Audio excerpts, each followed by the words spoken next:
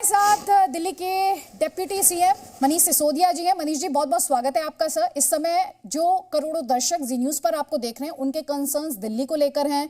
बहुत अहम मीटिंग आज दिल्ली के सीएम अरविंद केजरीवाल की हुई, जिसमें कई राज्यों के सीएम शामिल हुए। प्रधानमंत्री मोदी के साथ ये मीटिंग रही। सबसे पहले तो इस मीटिंग में सीएम केजरीवाल के हवाले से आपको क्या कुछ बताया गया है, क्या बड़ी बातें निकल कर आ पाई?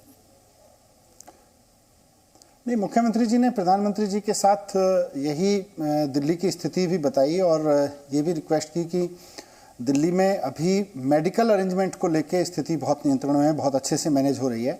फिर भी क्योंकि 8,500 बेड हमारे पास में कोविड डेडिकेटेड हैं और आईसीयू भी इस वक्त 750 के करीब 790 आईसीयू हमारे पास उपलब्ध हैं।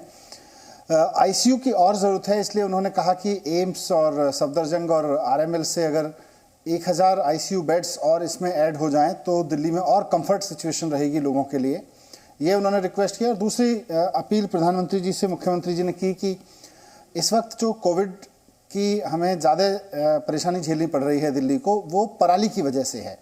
पराली की वजह से जो लोग सिम्टोमेटिक थे उनको और प्रॉब्लम हुई है और उनकी हालत बिगड़ी है।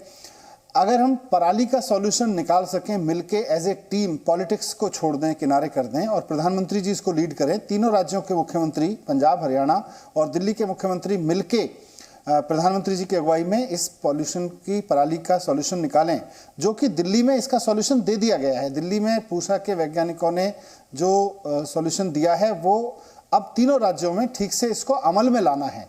तो प्रधानमंत्री जी इसकी अगुवाई करें और एक टीम के रूप में पूरे नॉर्थ इंडिया को पॉल्यूशन से और पॉल्यूशन प्लस ऐसी बीमारियों से जो नुकसान हो रहा है उससे बचाने में कामयाब होंगे अगर हम एक टीम के रूप में काम करें। यही दो चीज़ें मुख्य थीं मुख्यमंत्री जी की चर्चा में।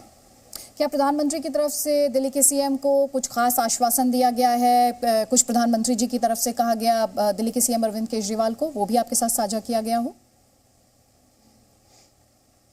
नहीं, इन दोनों चीज़ों पे इस तरह का अभी कोई आश्वासन नहीं है, पर मुझे उम्मीद है कि प्रधानमंत्री जी ने सबकी बात सुन के और उसके बाद में उस पर कोई मंथन किया होगा, अपने सहयोगियों के साथ भी मंथन किया होगा। पिछली बार जब गृह मंत्री जी के साथ मीटिंग हुई थी उसमें भी मुख्यमंत्री जी ने स्पेसिफिक कहा था कि हमें आईसीयू बेड्स की और ज़रूरत पड़ सकती है निकट भविष्य में। तो उस वक्त भी गृह मंत्री जी ने हमें आश्वासन दिया था कि हम 750 बेड्स की व्यवस्था करेंगे, उसमें से 200 बेड्स अभी मिल भी चुके हैं। तो उम्मीद है कि धीरे धीरे क्योंकि ये एट रैंडम इसका कोई सॉल्यूशन किसी मीटिंग से निकाल देंगे, वो हम भी अपेक्षा नहीं करते, पर प्रधानमंत्री जी ज़रूर इन पर विचार करके और अगुवाई करेंगे तीनों चारों राज्यों की मिलके। इसमें उत्तर प्रदेश का भी बहुत नुकसान होता है, दिल्ली का भी हो रहा है, हरियाणा पंजाब का भी हो रहा है, किसानों का हो रहा है बहुत ज़्यादा। तो उसको प्रधानमंत्री जी अगुवाई करके अगर चारों राज्यों को एक साथ लाके इस सॉल्यूशन को जो दिल्ली के पूसा इंस्टीट्यूट की तरफ से दिया गया है इसको अमल में ला पाए तो पॉल्यूशन से भी मुक्ति मिलेगी और पॉल्यूशन की वजह से, पराली की वजह से जो इस बार कोरोना की तीसरी वेव में नुकसान हुआ है, इससे भी बचा जा सकेगा। एक और कंसर्न जो जनता का सामने आया और जी न्यूज़ ने कई केस स्टडी इस पर की, कई लोगों ने हमसे संपर्क साधा, जो एक बड़ी बात सामने आई, दिल्ली सरकार ने तो बाकायदा नोटिफिकेशन के जरिए जो बेड्स की कैपिंग कर दी थी। अगर आप गंभीर नहीं है, सामान्य है, तब 10,000 का खर्चा आपने तय किया। अगर आपको वेंटिलेटर की ज़रूरत नहीं, ऑक्सीजन की वेंटिलेटर की ज़रूरत नहीं, तो आपने 15,000 का रेट तय किया। और अगर वेंटिलेटर की भी ज़रूरत है तो आपने 20,000 रुपये का रेट तय किया था। जब दिल्ली सरकार द्वारा कैपिंग कर दी गई, उसके बावजूद ये देखा जा रहा है कि कई पेशेंट से बहुत बड़ी रकम वसूली जा रही है। जी न्यूज़ पर खुद ऐसे पेशेंट्स आए जिनसे 20 लाख, 22 लाख, 15 लाख, 17 लाख इस तरह के बिल्स वसूल किए गए। सर, उसको रोकने के लिए क्या कर रहे हैं? इसको रोकने के लिए हमने हर एक हॉस्पिटल में दिल्ली सरकार के ऑफिसर्स बिठाए हैं और वहाँ बाकायदा बोर्ड लगे हैं। उनकी ड्यूटी इसीलिए लगाई गई है कि अगर जो भी रेट्स तय किए गए हैं उसमें कुछ गड़बड़ी हो रही है या जो पेशेंट के एडमिशन में, बेड होने के बावजूद पेशेंट के एडमिशन में कोई प्रॉब्लम हो रही है, वो सारी चीज़ों के लिए फैसिलिटेट करने के लिए वहाँ पे और जो कानून, जो रूल्स बनाए गए हैं दिल्ली सरकार की ओर से, उनको ठीक से एनफोर्स करने के लिए हर एक प्राइवेट हॉस्पिटल में भी हमने दिल्ली सरकार की ओर से अधिकारी तैनात किए थे, जिनका फीडबैक ये रहा है, जिनके बारे में कि उन्होंने काफ़ी मदद की है। इसी पॉइंट को लेकर, इस अहम बिंदु को लेकर अगर आप थोड़ी सी और इन्फॉर्मेशन शेयर कर पाएं कि कैसे जो पेशेंट्स हैं, उनके अटेंडेंट्स हैं, आपके इन अधिकारियों तक पहुंच सकते हैं, जो बिल को लेकर समस्याएं आ रही हैं, या फिर बेड्स को लेकर भी अगर किसी को कोई शिकायत है तो आपके अधिकारियों तक पहुंच पाए।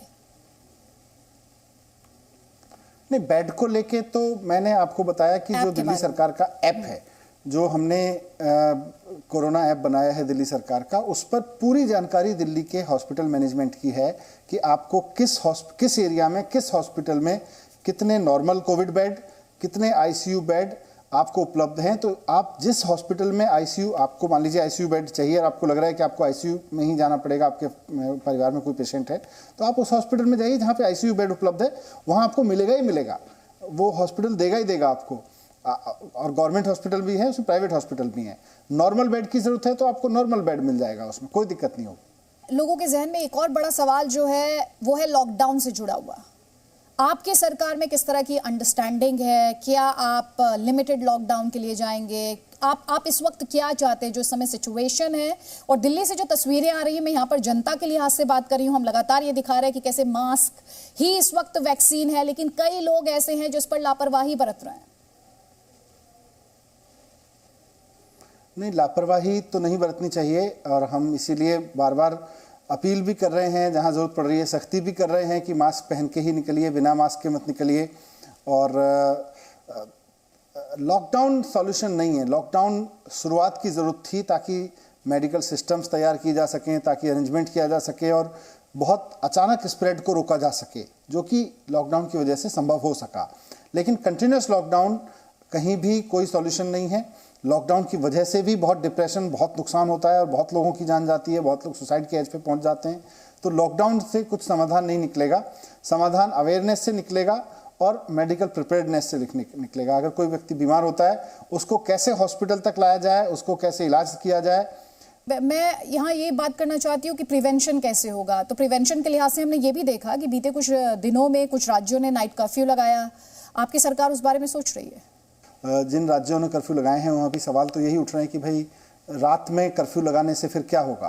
रात भर में अगर हम कर्फ्यू लगाते हैं, हमने दिल्ली में और देश में जब सेंट्रल गवर्नमेंट की गाइडलाइंस थी, रात में कर्फ्यू लगा के देखा, पूरे देश में रात में कर्फ्यू लगा, लेकिन अल्टीमेटली धीरे धीरे वो भी लिफ्ट करना पड़ा ना। लॉकडाउन से आप कब तक कोरोना को रोकेंगे या किसी बीमारी को रोकेंगे? आप बचाव से, जानकारी से रोकेंगे और अल्टीमेटली ईश्वर से प्रार्थना करते हैं सब लोग कि भाई जल्दी से वैक्सीन आए इसकी और ज़िंदगी सामान्य हो।